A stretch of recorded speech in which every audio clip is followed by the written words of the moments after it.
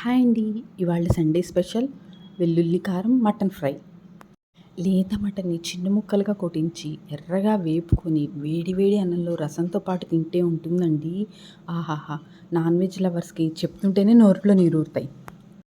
మరి ఆలస్యం లేకుండా స్టార్ట్ చేసేద్దామా? నేను ఇక్కడ 300 గ్రాముల మటన్ తీసుకున్నానండి. మటన్ని శుభ్రంగా వాష్ చేసుకొని కుక్కర్లోకి వేసుకొని ఒక స్పూన్ ఉప్పు, అలాగే హాఫ్ స్పూన్ పసుపు కూడా వేసుకొని ఒకసారి మొత్తం కలుపుకొని ఒక చిన్న గ్లాస్తో వాటర్ని తీసుకొని 3-4 విజిల్స్ వరకు రానిద్దాం. మటన్ లేతగా ఉంటే 3-4 విజిల్స్ సరిపోతుందండి. మీకు కొంచెం ముదురుగా అనిపిస్తే ఇంకొక 2 విజిల్స్ ఎక్స్ట్రా రానివ్వండి. 3-4 విజిల్స్ తర్వాత కుక్కర్ మూత తీసి చూస్తే దానిలో ఇంకొద్దిగా నీరు ఉంటుందండి. ఆ నీరుని కుక్కర్ మూత తీసి ఉంచి నీరంతా ఈరిచ్చేసుకుందాం. ఈలోగా ఒక మిక్సీ జార్లోకి 2 స్పూన్ల ధనియాలు, అలాగే హాఫ్ స్పూన్ మిరియాలు, ఒక స్పూన్ జీలకర్ర, ఒక స్పూన్ గసగసాలు వేసుకొని 4-5 ఎండుమిరపకాయలని ముక్కలుగా కూడా చేసుకొని వేసి మిక్సీ పట్టుకొని పెట్టుకుందాం. ఇది నలిగిన తర్వాత దీనిలోకి ఒక 5-6 వెల్లుల్లి రెబ్బలు కూడా వేసుకొని వెల్లుల్లి కచ్చాపచ్చాగా నలిగేదాకా కూడా మిక్సీ పట్టుకుందాం. ఇప్పుడు ఈ వెల్లుల్లి కారాన్ని ఒక పక్కన పెట్టుకొని ఉంచుకుందామండి.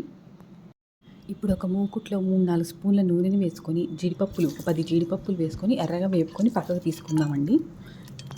ఇప్పుడు అదే నూనెలోకి 2 దాల్చిన చెక్క ముక్కలు, 2 లవంగాలు, అలాగే ఒక యాలక్కాయ కూడా వేసుకొని వేగిన తర్వాత ఒక కప్పుడు ఉల్లిపాయను వేసి ఉల్లిపాయ ఎర్రగా వేగిన తర్వాత ఒక స్పూన్ అల్లం వెల్లుల్లి పేస్ట్ వేసుకొని అల్లం వెల్లుల్లి పేస్ట్ మంచి వాసన వచ్చేదాకా వేగిన తర్వాత దానిలోకి ఆ ఉల్లిపాయలోకి సరిపడా ఒక చిన్న స్పూన్ కారము, అలాగే కొద్దిగా పసుపు కూడా వేసుకొని ఒకసారి బాగా కలుపుకోవాలి.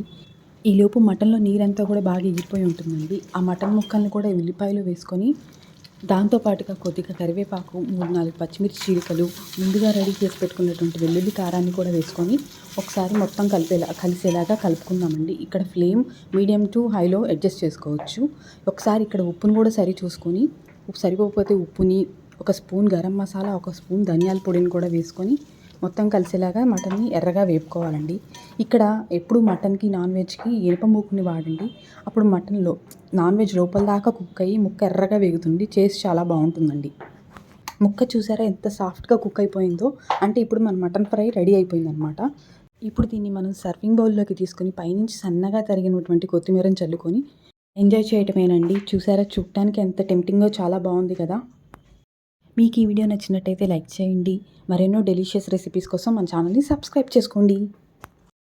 ఇంకేముంటుందండి, వేడి వేడి అన్నంలో మటన్ ఫ్రై చేసుకొని రసంతో లాగించేయడమే. ఉంటానండి. మరొక మంచి రెసిపీతో మళ్ళీ కలుస్తాను. అంతవరకు సెలవు. బాయ్.